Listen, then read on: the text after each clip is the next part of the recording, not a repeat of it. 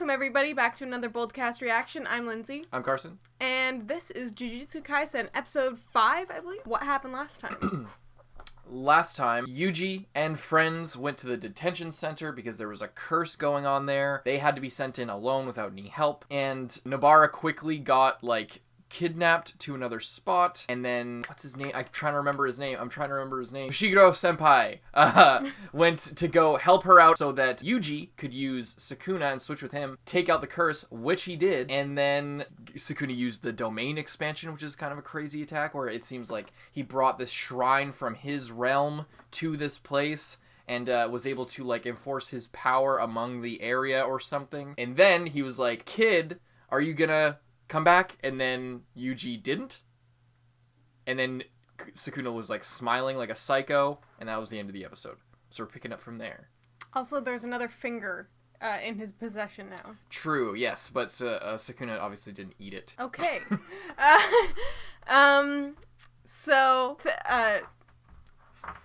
What did you even say at this part? You can really tell how much you listen to me during the videos. You just fucking don't know zone what out. goes first. If you like this video, make sure to give it a like. That really helps us out. If you like our reactions and you like us, maybe consider subscribing. That would be cool, and then you can stay tuned for future episodes. You want to check out our Patreon. We have a bunch of other stuff over there, which is very cool. Let's get right into this, but not before we tell you that this is not a market substitute for Jujutsu Kaisen. If you're here trying to watch the show for free, just leave our channel, because that's not the point of our channel. The point of our channel is our reaction and our review, and we include clips from the show so that you, the audience, know what we are reacting to. Not so you can just look at the tiny little blurred out screen in the bottom and then get mad at us when you can't see the show. And let's get into it. Let's go.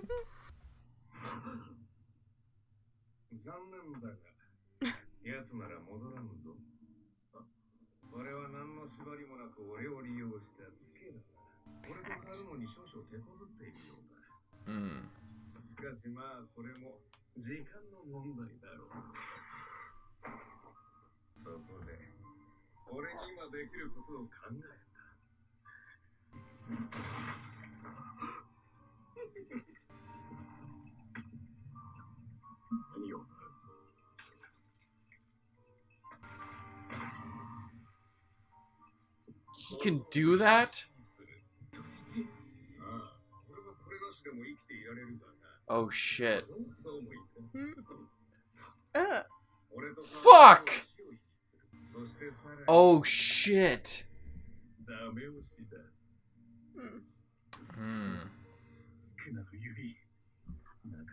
He wanted to show them that he had another finger and was thus more powerful.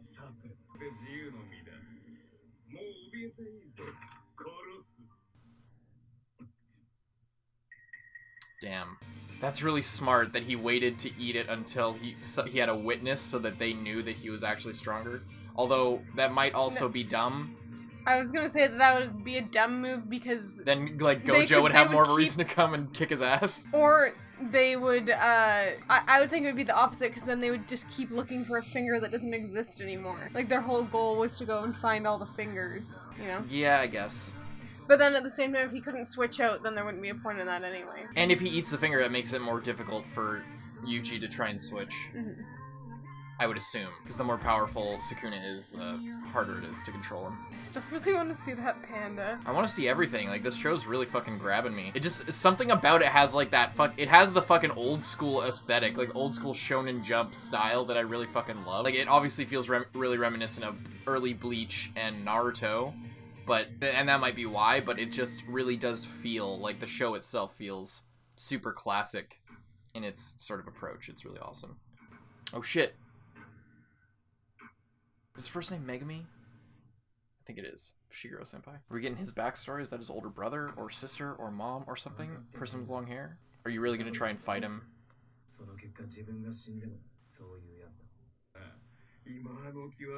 Yeah, I forgot to talk about that in the intro. I was going to mention that. The whole regret thing.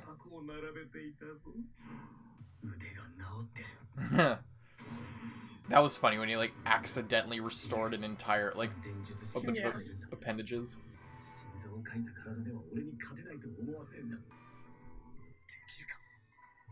No.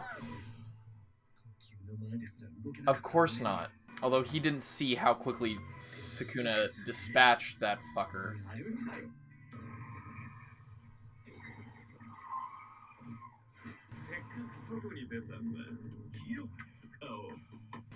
Oh, the music is so good. I wish we could listen on our good speakers.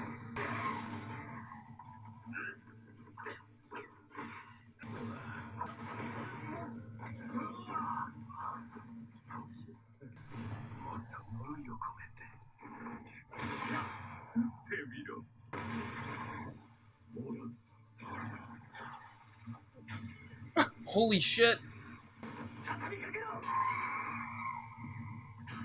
Oh my god. Fucking clotheslining him with lightning wings. Is he just absorbing it?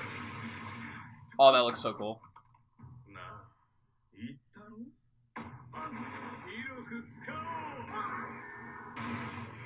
Jesus. The backgrounds look so good. Oh shit. Of course not.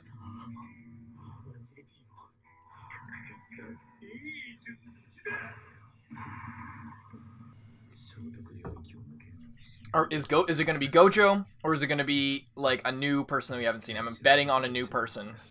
Both the dogs are destroyed? No, the snake and the dog. Oh, Orochi, yeah, is it? Snake.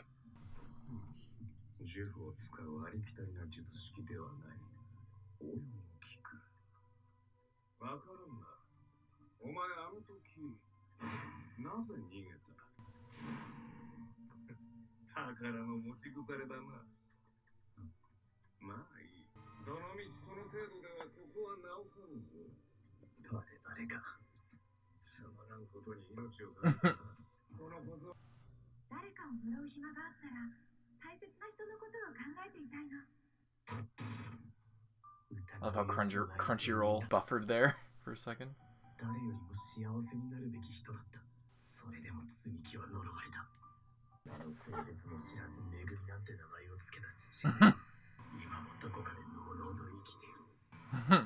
A boy named Sue? Is that the idea?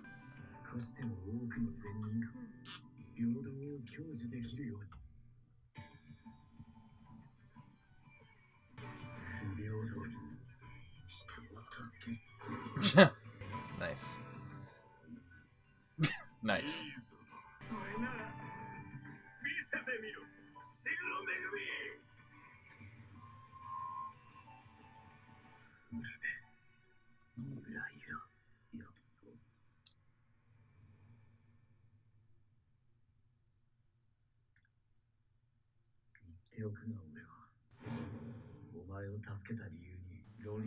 Oh, he's talking to him.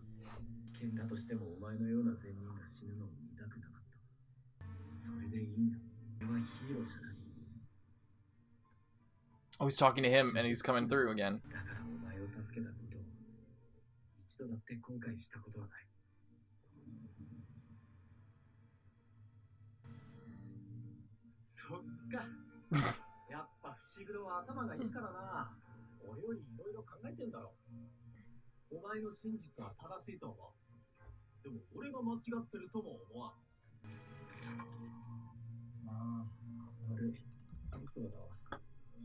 Fuck.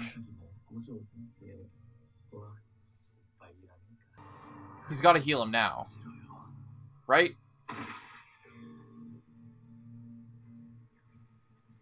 Unless somebody has a heart transplant jutsu. Or jujutsu. He's not gonna die here.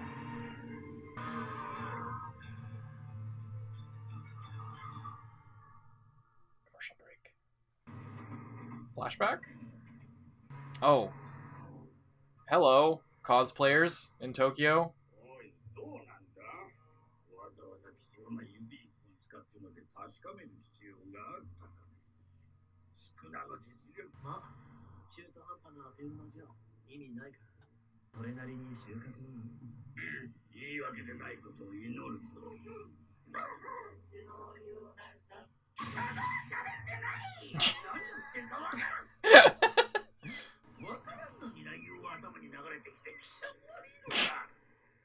Interesting. They're obeying traffic laws. weirdly enough. I'm like so bright right now. What the fuck is going on? Oh, they can't see the other guys. Interesting. Okay, so they used the finger for like a test of Sukuna's strength. Is that the... Did they pronounce him dead? しかも生死不明の5人の救助に1年生の派遣はありえない。それにユージは僕が無理を通して死刑に実質無期限の猶予を与えた。それを面白くない上が僕の犬間に特急を利用して to fucking kill him off.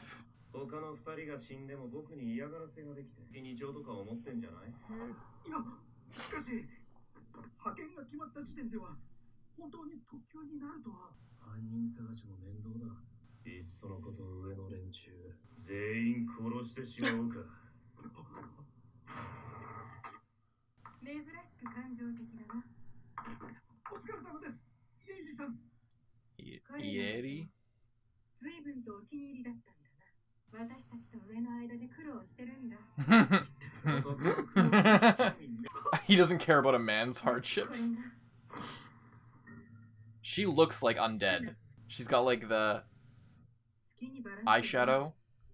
しっかり役立てろ。役立てるの？誰に言ってんの？自分が死んでる世話もあるわ。あんた、仲間が死ぬの初めて？ためは初めてだ。For one his age. その割には平気そうね。前も当然でしょ。会って2週間でそこらよ。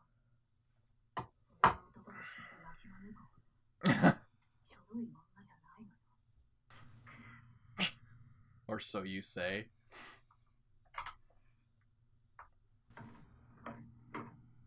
なんだ。いつにも増して神気臭いな、めぐみ。おつやかよ。全員先輩。私を名字で呼ぶんじゃねえ。バキ、バキ。今話し中だ。知らないのか。あいつらが暗いわけ。何のことだ？マジで死んでるんですよ。昨日1年坊が1人。おかか。Fucking bitch. I like that they did that. 全員先輩。塾の扱いなら学生一段。Damn. Is curse speech user? Ingredients of rice balls.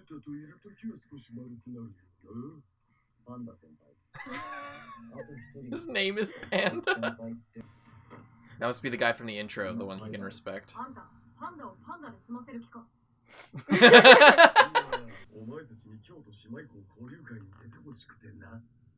Oh, they're from Kyoto? 京都にあるもう一校の高専との交流会だ。でも2、3年メインのイベントですよね。その3年のボンクラが定額中なんだ。だから What? All of them? Suspended. 交流会って何するの？スマブラ？名盤なら負けないわよ。寝てる。きつぶする。なら3人でやるわ。戦うの？呪術師同士で？ああ。殺す以外なら何してもいい。そんな暇あんの？人手不足なんでしょ？呪術師も。いい質問ですね。冬の終わりから春までの人間の陰気が初夏にドカッと呪いとなって現れる繁忙期って。年中忙しいって時もあるが、ぼちぼち落ち着いてくると思うぜ。やる。私は俺は強くなるんだ。そのためなら何だって。でもしごきも交流会も意味がないと思ったら即やめるから。同じく。まあ、こんくらい生意気な方がやりがいがあるわな。I wonder how long Yuji's gonna be dead for. What if he's just actually dead forever? I don't think he's actually dead forever. It really does feel like it, though. It feels like we're already moving past it. つわりのない真実だ。そこから生まれ落ちた我々呪いこそ真に純粋な本物の人間なのだ。偽物は消えてしかるべき。だが現状、2つ条件を満たせば勝てるよ。なんだその2つの条件とは。1つ目は呪術師最強と言われる男。Gojo.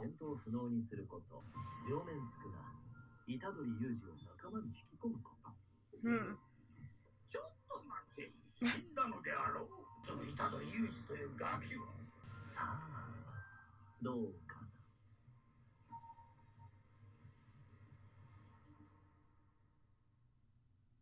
許可なく見上げるのは不愉快だ。小僧。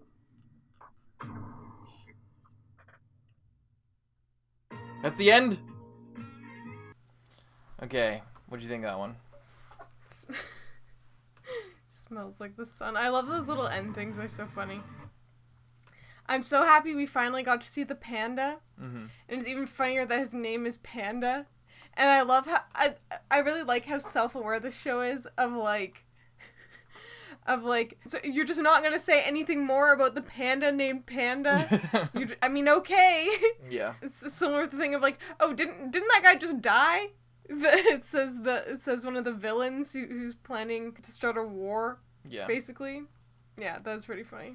It's interesting to see these curses the curses that are planning to start a war and get rid of the jujutsu sorcerers and stuff. It's interesting how they seem to be significantly more sort of intelligent, or like they're making a plan. That the previous curses we've seen have just been kind of like they've been really chaotic. They've just been, and just like, been spirits. destroying stuff. Yeah. And they've been less people, more monsters. These seem like intelligent beings of some and we kind. saw with the one where it was like, oh, you know, she's fought curses before, but not like these ones are smart and like it took a hostage and everything, you know. But that like taking a hostage in a fight isn't the same as methodically creating a plan. Yeah, like a strategy that has multiple like events in order to create a conclusion. Like, you know, planning to take out certain people or place.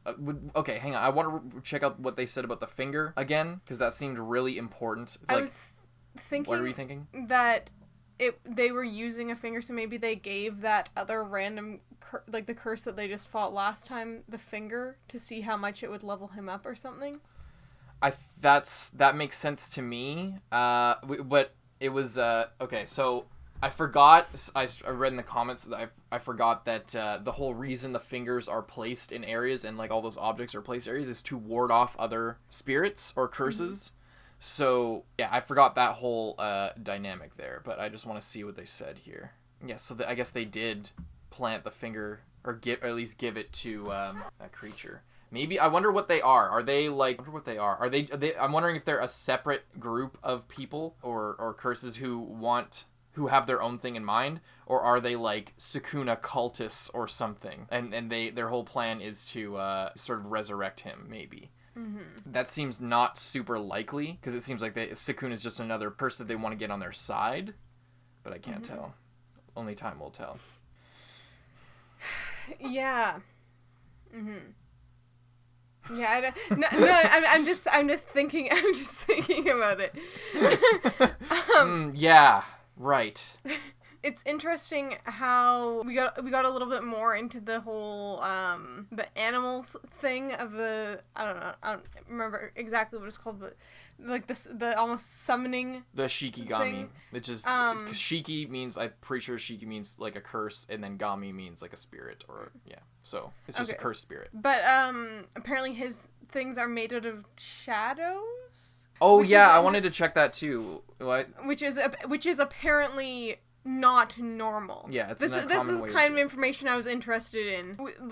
What's a bit more normal? Apparently, the technique that he uses is a little bit more unique than just how people would normally use that kind of power or whatever. He said, what did he exactly say? I was just gonna look for it, but he said it's uncommon to use it. What did he say? Shadow? Do you remember exactly what he said, or do you want to look at it? We should look at it again. Okay. The generic technique that uses charms. It's adaptable too. Yeah, don't know what that doesn't really explain that, because we don't know how they harness shadows. Like, is shadow a type of, is that an energy, or does that have something to do? Because the way I understand it, and I know people got pissed at us for like asking about the power system, but it's not necessarily that we expect our thing with that wasn't that we expect it to explain everything. at least with me, I don't expect it to give us a giant info dump that just bores the shit out of us. I would rather they explain it like they have, where they sort of give us little pieces here and there. The reason we were saying that we would want an explanation of some sort is because we just want to understand it so that we can really get invested in the battles. Because if I don't know what's going on in a battle, I can't sort of follow along the logic and really get impressed when people use something in an interesting way. It's like if people are fighting with just their hands, if people are like martial arts fighting and like kicking each other and stuff, and somebody like grabs one of their feet and then the other person like does a spin move and then kicks them in the head or something, it's just like, oh, that's really cool because they were sort of trapped and they used a creative but like weird way of movement in order to counter that and to get out of their grip. That's a really cool thing because we understand how the human body works and how limbs work. So when somebody uses their body in a cool way or an interesting way or a non-traditional way that's really intelligent and shows sort of skill, that's really cool. When so we don't know how this system works. It's not like the human body. That's what it is. So when we're watching people fight with like magic and shit and we're getting pieces here and there, once we understand a little bit more, we kind of understand what's happening. But if we don't have like a basic understanding of some like basic rules, then it's difficult for me to get super invested in like the bombasticness and like, oh wow, he used that technique really well. That technique that was introduced to me while we're talking about it for the first time. So it's not impressive to me if I don't know sort of where it falls. But I don't want to, I'm just bringing that up because that's why it's not that I just wanted to say that because people were all crazy in the comments about like, oh, you really expect them to explain the whole thing? It's like, no, we're saying we want that so that we can feel like really engaged by the fights, because I don't get that like, whoa, he used the domain expansion, holy shit, wow, I can't believe he can use the domain expansion. What is the domain expansion? I'm not impressed by random attacks that like I don't have a scope for. I don't understand how that's powerful. So that's what it is, and it's not that I don't enjoy the fights so far. It's not that I need that in order to go forward. Like, I can enjoy things on a basic level of just, oh, these are some cool fights and cool animation and everything. But in order, that's all it is. And again, I don't expect them to explain it. We'll get more as we go along. Like situations like this where they say a little thing of he uses shadows to summon the spirits. Is that what he's saying? To create the Shikigami? I think they're just made out of shadows. And I was thinking maybe it's like those weird needle-felted stuffed animal things. I think that's a different thing. Well, the thing is, I don't know. I think that's a different thing. Maybe it's a different thing, or maybe it's a similar thing that his are made out of shadows, and therefore you can kind of just have them at any time. Yeah, so it's more, I see what you mean, yeah. Maybe that's it. Yeah, that could be possible. It might not be, but that's the only other thing that's similar that we've seen. Rather than binding cursed energy to, like, a object, you sort of create, like, you sort of mold shadow in a way. I don't know how that works, but you mold shadow in a way, and then the cursed energy sort of embodies that, and it takes on a certain form. That could make sense. And it seems like they are dead, like the ones that got killed, he can't make again, which is interesting. I guess maybe that has to do with what he sort of attaches to the shadow, or what it's. It must be, in that case, it must be a real spirit. It must not be just like with those needle felted things, with those plushies, it's probably just energy that he's bound to it and sort of programmed. With these, because they're like it's more malleable and they take on this form. I think that means that it's their specific spirits that have sort of taken physical form because of his sorcery. That's my idea. So that does make sense, actually. But the fact that the fact that we have to think about it and figure it out is fine. But I don't know if that's actually how it works. Yeah. So that's all it is. But anyway, it's not that I don't want to go on and on about that. It's just because a lot of people, that was like all of the comments last week, was that everyone's like, oh my god, how you really think that they should just info dump you with all the magic system? You really expect to understand it completely after episode 4? It's like, no. I'm just saying, I don't understand it at all, and I don't know if my assumptions are correct. That's all it is. Anyway, that's enough of that. I was also wondering if maybe before they died, what if they're in the domain expansion right now? because there was like that shot at the end of just like, oh, I don't like you being in here or whatever. I don't think so. You think this whole episode was a dream? No. Like, he's dead, but he's still conscious inside of the, like, domain expansion inside of his dead body. Does that make sense? Yeah, I guess so. I don't know. I'm just throwing that out there. I'm not saying that. I'm just saying I have no idea. With regards to the domain expansion, I literally don't know. The way I assumed if the domain expansion was like a physical, he was like summoning, in a sense, his domain.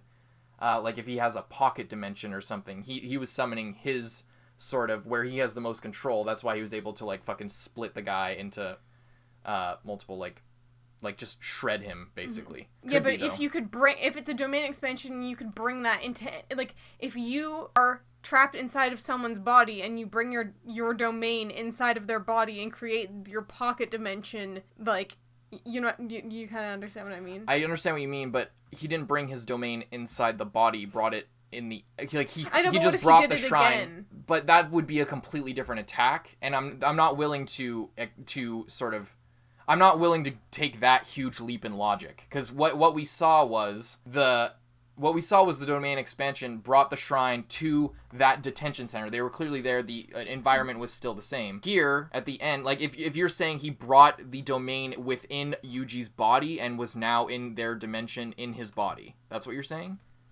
Yeah, I guess so. I just don't know how... I think that this is just... Okay, here's what I think. I think that's in his body. Oh, yeah, shit, sorry, it's too far. This is in him, yeah. I agree. But I don't think that's the same thing as his shrine that he brought to... It's like this is, to me, is like the Naruto's inner sanctum with, like, the nine-tailed fox behind that cage. That's what this is to me. I could be 100% wrong. But that's I don't think that what he did there, the domain expansion and what's going on at the end of the episode is the same thing. I think this is just a visualization of, like, what Sukuna looks like in sort of this metaphysical spirit area. What were you gonna? I was just looking to see what he said there. If that's alright. Yeah, because they like go. The camera goes in. Don't look inside me without permission. I hate it. Brat. Mm-hmm. Yeah, but I think that now I think it's gonna be a similar thing, like in Naruto, how Naruto like sort of finds himself there. And now he's talking to the fox. Yeah. Basically, I think that's what this is. Mm-hmm. I don't think I don't think this is way less complicated than, like, I don't see, there's no connection between the domain expansion and this. That's my theory. Do you think differently? Well, I was just throwing it out there because it seems like I guess comparing it to the Naruto and the fox thing gives me a little bit more context, because I was thinking, like, it's not just somehow inside Sukuna's mind. He's like in a sort of an area with him. And I wrote down Boy Named Sue with Fushiguro, how his dad named him Megami with no regard of his gender. And if anybody's have you heard of the song A Boy Named Sue? It sounds familiar, but I don't It's a Johnny Cash song. It's like a story of a guy who, his dad was like a shithead, like deadbeat dad, and he left when he was like 2 or something. I think that's a lyric in the song. He left when he was 2, but he named him Sue because, and he's just like, he like goes through life always getting bullied, always getting fucked with because he has a girl's name. And then he becomes like hardened, and then he just is beating like he gets in fights constantly because people make fun of his name or chuckle. And now he's at the point where anytime anyone says his name, if people look at him wrong, he just beats the shit out of them. And then one day he finds his dad, and then he finds out that this guy is his dad, and he gets pissed off. They're fighting, and they're like beating the shit out of each other. It's all bloody and everything. They're like they're fighting all over the place. And then he asks, like, "Why did you name me Sue?" And then he's like, basically, it's to make you stronger, because nobody, like, you look at you now, basically. You came this far because you overcame your name. I don't think that's their... I wonder if they're going for that kind of commentary, but because that's kind of... I mean, that I forget how old that song was, but the fact that he mentioned he names me Megami with no regard for my gender. And then anything else? Oh, all the stuff with his backstory of the senpai, the third year that died. Mm-hmm. I think third year. that died, that he was with, and that they died, and that fucking sucked ass because apparently they were really cool. So I would be interested to hear more about that. And then we got introduced. First of all, Gojo's like, I'm gonna kill all the higher. Why don't I just kill all the higher ups? I didn't realize he was that strong. Like, yeah, apparently he's the most powerful. Like I was thinking Kakashi. Yeah. But he seems more like fucking, I don't know. It's like somebody. He seems like Kakashi's like one of the strongest in the Leaf Village, possibly the strongest Jonin, possibly, but it's not like clear. It's not, he's not like far and away the most strong. Yeah. Gojo seems like nobody can touch him, the way they're hyping him up. Mm-hmm. That could change as we get introduced to more people. Maybe they're just setting that up so that they can introduce somebody to really fuck with him. But yeah. And then we got introduced all new he's super characters. powerful. Well. We also got introduced to like, I don't know, doctor or like mortician lady. Ieri. She has a really hard name to say if you don't roll the R's. So, yeah, and apparently she's gonna like dissect his body and check it out, which is interesting to see if she'll start doing that before he comes back to life, because apparently he's not dead. Yeah. Yeah, she has the dark eyeshadow, which makes her look kind of dead. And she's really, like, mellow. Exactly the kind of person you'd expect to be hanging out in a morgue. I suppose so. And then we met the Kyoto... Are they first years? No, they're second years. No, right? They are from the same school. Oh, they're from the same school, but they're second years. Because the third years are suspended, the second years need the first years to come with them so they can come and win. Okay, that was against the other school. Yeah. So, the girl... Fuck, I want to get their names. Do you remember their names? One guy was, like... Salmon or something. No, it wasn't his name. He just says that. There's Zenin Senpai, who uses cursed tools, so she's like 10-10. Maki, she doesn't like people using her last name. Panda, and then the other guy. Yeah, his name's literally Salmon Row. No, he said that. Are you joking? Are you joking right now, Fushiguro? He said that, then Fushiguro said... We're not listening with audio, I couldn't hear. Holy shit. He really... He just... Oh my god. No! Inumaki is his name. I'm an idiot. No shit. It's like his whole thing is saying fucking those food items. I thought he just maybe didn't have a names because they just call... It was like, I don't know, like Groot or something where they just call him that because that's all he says.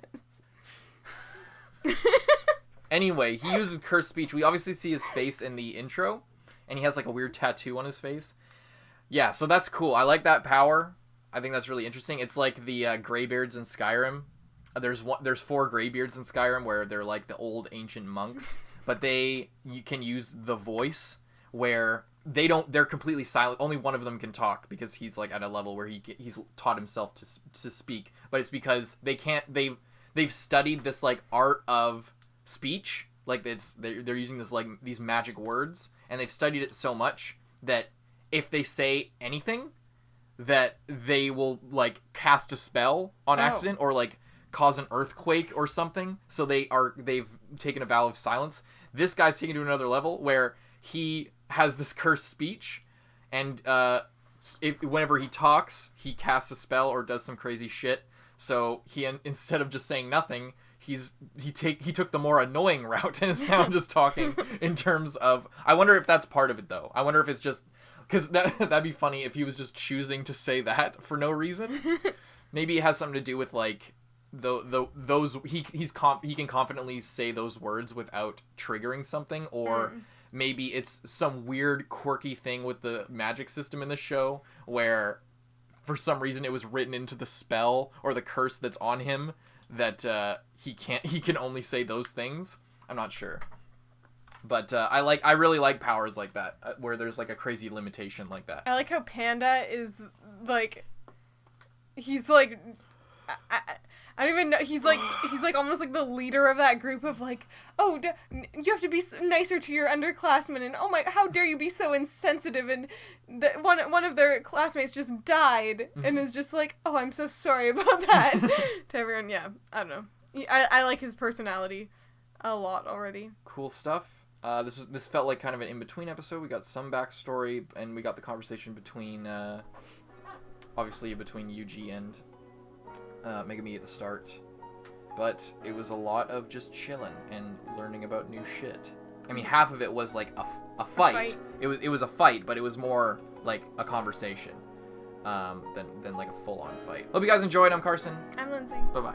Thank you to all of our patrons, especially those in the Student Council. Zenge, John Ortega, Aurora, Lewis, Christian Bay, Kage Uzumaki, Dreadful XR, Xiao Lao, Brian, Handicap Bonkai, D23L, Charles Liu, Jude Caspino Buford, Nick Psycho, Michael Wells, King Mr. Mew, Rifleman Z51, Thelmus Celetius, Brandon Bruce, Yankee, Vanonian, Yuki Ali, Mord Tarragon, Josh Carey Gray, Jordan Agnew, Lolly Convict, Redacted, Zachary Porth, Mohammed Burnham Ahmed, Michael E. Zabel, Callum Forsyth, Nicholas Woody, Soma Yukahara, Dogs Free, It's Your Boy Dom, Christian Nielsen, Phantom, Quant Tuggle, Proyectos Informatica, Sugar Daddy Alex, Tara. Hunter Wayne Germany. Thank you guys so much, and we'll see you in the next one.